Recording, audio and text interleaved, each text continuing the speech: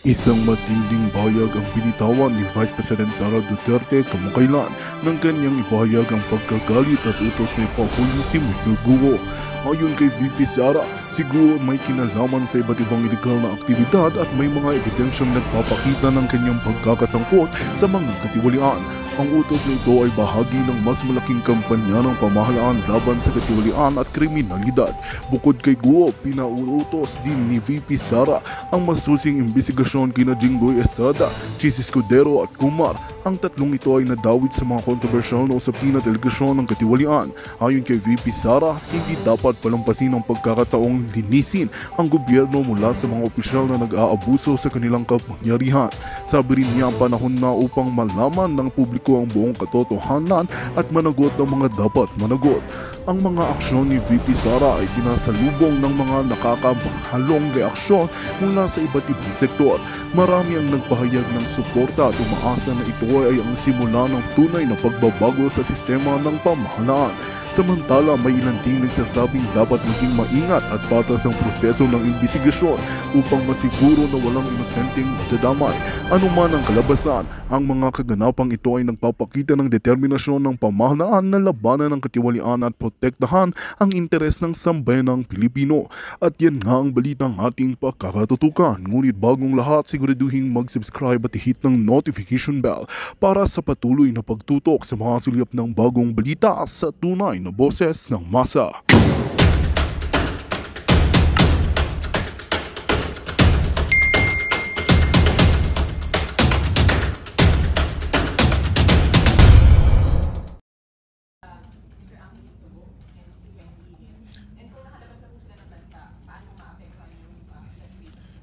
Based on my information, according to the Bureau of Immigration, umalis sila nung May 20.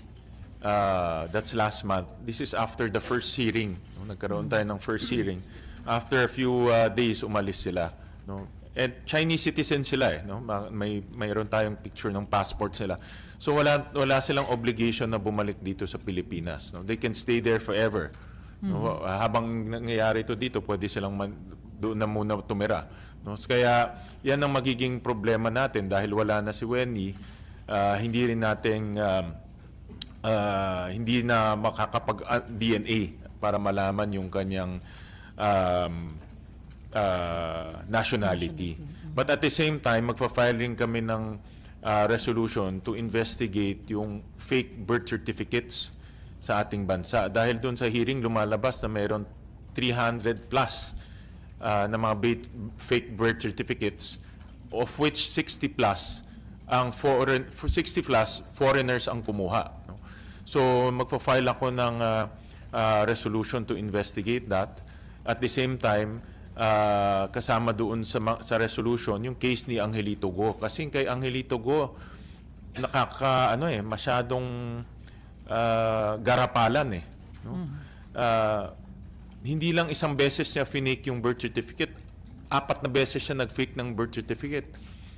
Makikita natin doon, aside from kay Alice Go, meron yung kay Sheila Go, kay Seaman Go, kay Wesley Go, lahat fake ang ibinigay na information. No?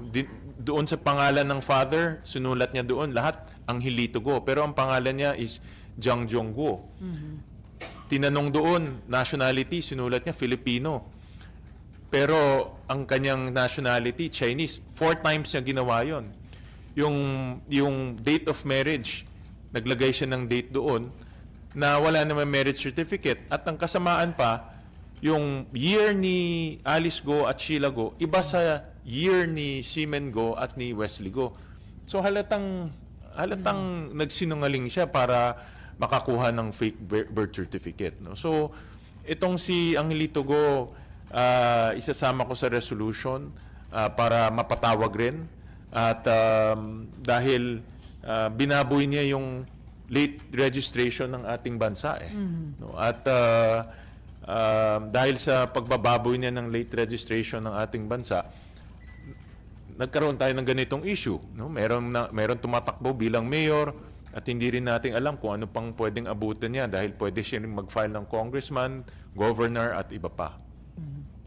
Pero sir, wala bang negligence sa part ng mga government agencies para hindi na validate yung mga ibinigay na information? Wala kasi sa proseso nila yung validation. Ito rin isang angulo na dapat tignan eh.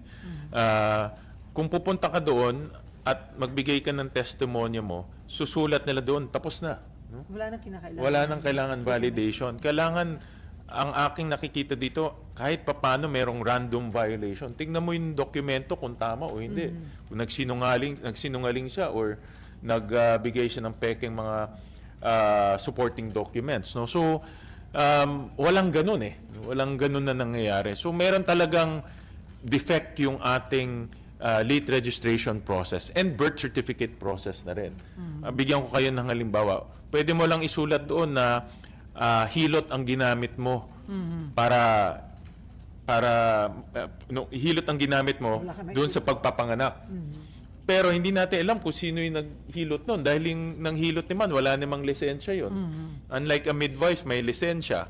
Unlike a nurse, may lisensya. Ito, walang lisensya. So, kumbaga, hindi natin alam kung sino talaga ang gumawa para ipanganak ka. No? So, may mga ganun na kailangan nating ayusin para maging mas accurate yung birth certificates natin. So may mga reforms na dapat ipatupad sa ilang batas Yeah. natin. So, Ang nakikita kong tatlong legislative proposal dahil dito sa investigation. Una, total ban ng POGO immediately. Pangalawa, pag-aayos ng late registration at birth certificate process natin.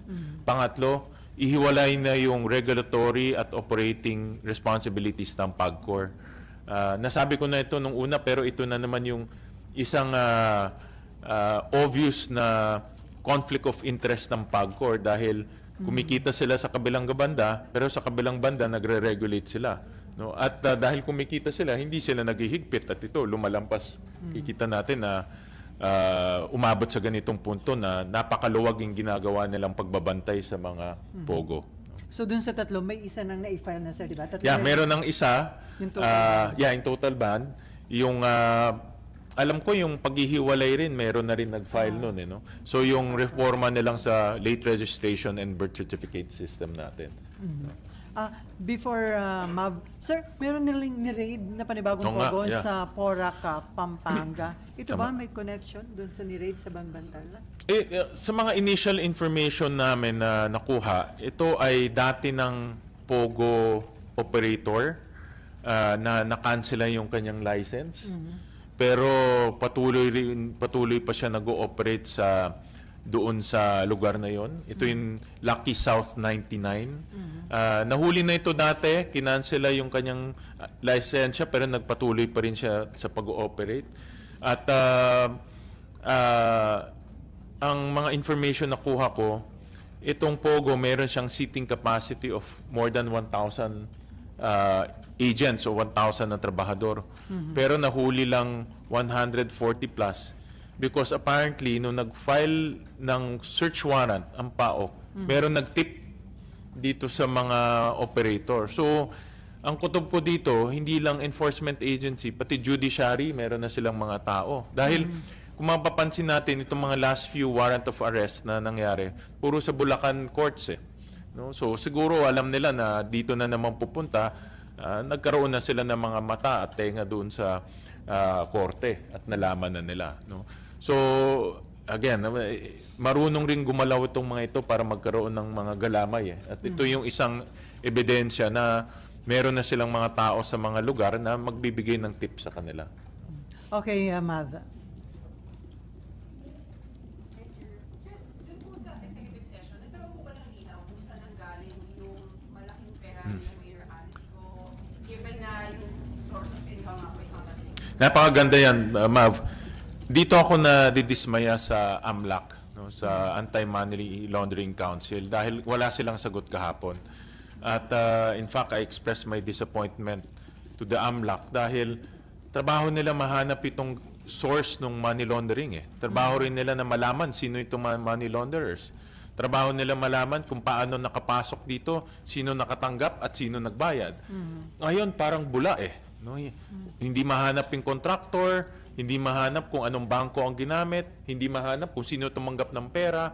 Kasi yung pera dadating dito, dapat may tatanggap para magbayad. Hindi nila alam rin yun. At ang sagot sa amin kahapon, pending pa in investigation. Pero nangyari na ito eh. Itong Baofu-Land was constructed in 2019. Tagal na, ilang taon na. 2024 na ngayon, yung perang 6.1 billion, tuloy-tuloy na pumapasok dito yan. Pero hindi nila na-detect. No? Kaya I'm quite disappointed with AMLAC na hindi nila na-detect. At even kahapon, wala silang sagot. That's why, nasabi nga ni Chairperson Risa Hontiveros na magkakaroon kami ng special session with AMLAC.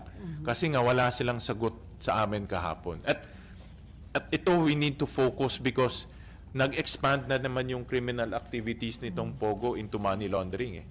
Kung makikita natin yung trend, dati human trafficking, tapos nagkaroon ng mga yung prostitution. Ngayon meron ng element of money laundering, no. So dapat mapag-aralan natin mabuti yan at kung saan ba yung butas na dapat nating takpan para hindi pumasok dito yung mga illegal na pera.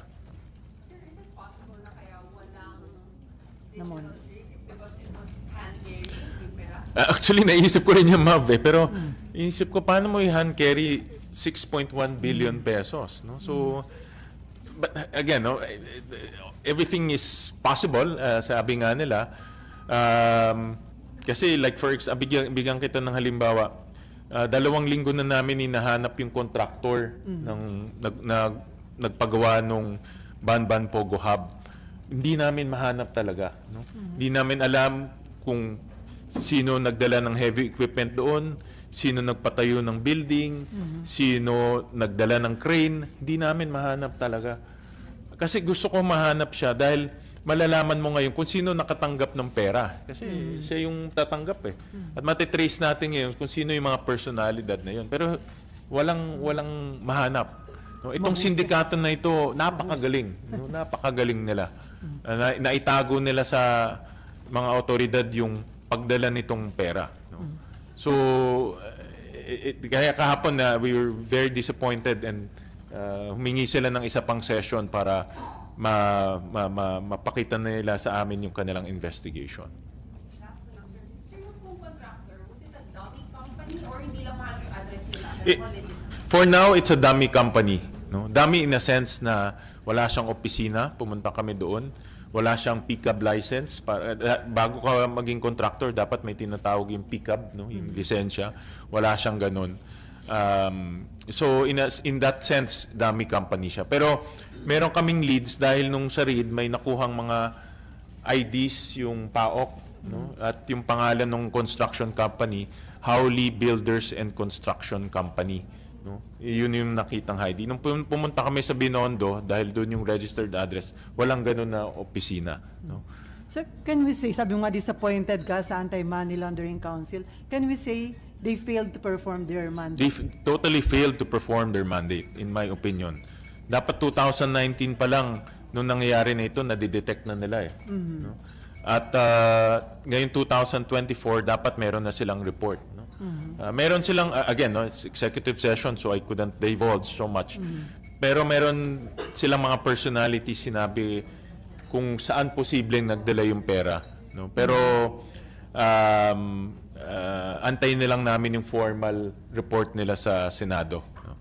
So, ibig sabihin, mahina sila sa monitoring. Mahina, napakahina. And to think na ilang beses na natin inamendahan yung batas ng, I'm sure nasundan yung money laundering. Tayo sa gray area. Kasi gusto natin umalis sa gray list eh. Gray no? list. But medyo dismayado ako sa kanilang report kahapon. No? Hindi maganda. Oy, ma'am.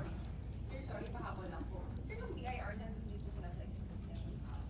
Yes, kahapon. Meron din po silang registered address dun sa BIR, yung mga po, particularly si Juan Lilian, na nasa Quezon City. Pero Sa Balintawak. po namin yung address, mas fake din po siya. Sa Balintawak? Yan ba yung Balintawak address? Yeah, I saw your report on that eh. Kaya nga, meron akong trend na nakita with them eh. Fake yung birth certificate, marami silang inupahan na mga warehouses, no, katulad sa Valenzuela, sa iba pa. Ginagamit nila yung mga rinentahan nilang warehouses as their residential address, no? At ginagamit nila yun sa pag-apply ng napakaraming kumpanya. Ang dami nilang kumpanya eh. No? 14 and counting yung nakita naming kumpanya. Iba pa yung mga single proprietor. Nakita namin yung single proprietor. Ilan ba?